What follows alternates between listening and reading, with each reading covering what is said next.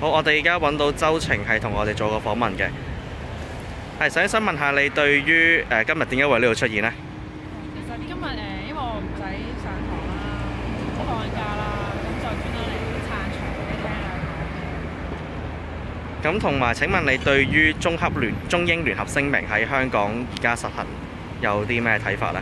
我覺得而家已經去到越嚟越荒謬嘅地步，即係你見到尋日陳志源就話，即係佢就先後講咗好多次嘢啦。第一次就話其實嗰個已經冇效啦，然之後又話其實嗰個唔係中英兩方嘅聯合聲明，其實係中國方面嘅聲明，係單方面嘅。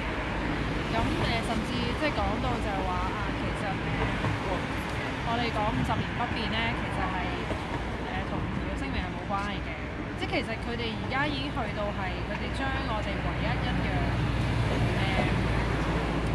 可以做我哋法律根據嘅文件，佢哋嗰個合法性，佢哋都即係而家係置之不顧。咁其實會好擔心嚟緊呢幾個月喺立法會，如果政府攞個新嘅方案出嚟，咁到時民意會點樣？可能好多人唔理咧。咁依家香港就金鐘、旺角、銅鑼灣都係被清咗場啦。咁呢個運動可以點去再延續落去呢？其實我覺得好多嘢係未完嘅，咁我唔敢代表任何人講嘢啦。但係我自己嘅觀察，我覺得係事實上佔領咗70幾日，其實係好多人係會好亂嘅，尤其是啲學生啦。咁即係警方好暴力咁樣，不停咁樣打壓、清除、拘捕，其實係好大壓力嘅。